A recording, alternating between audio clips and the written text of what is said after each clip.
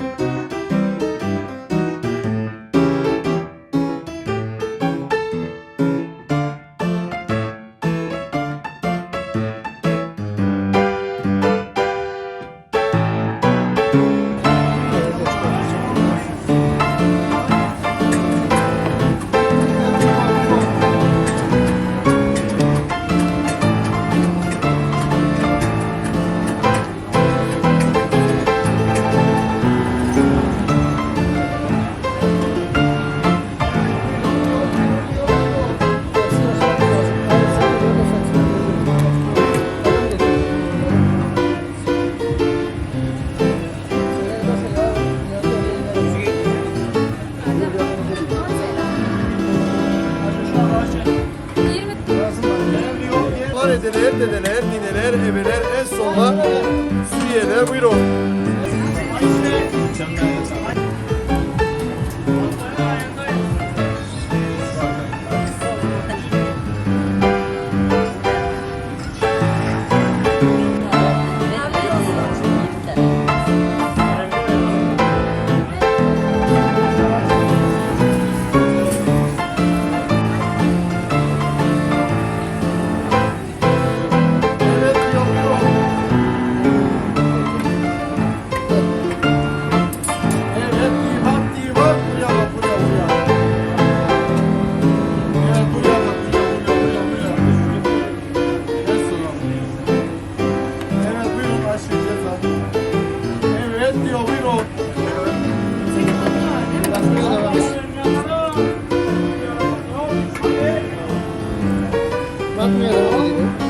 Evet bak, iyi bak, buraya bak, buraya, buraya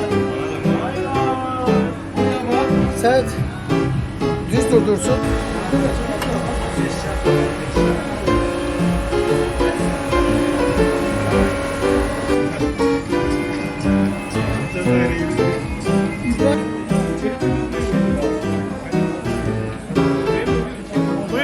Buyurun, klas tatlı diyor, buyurun.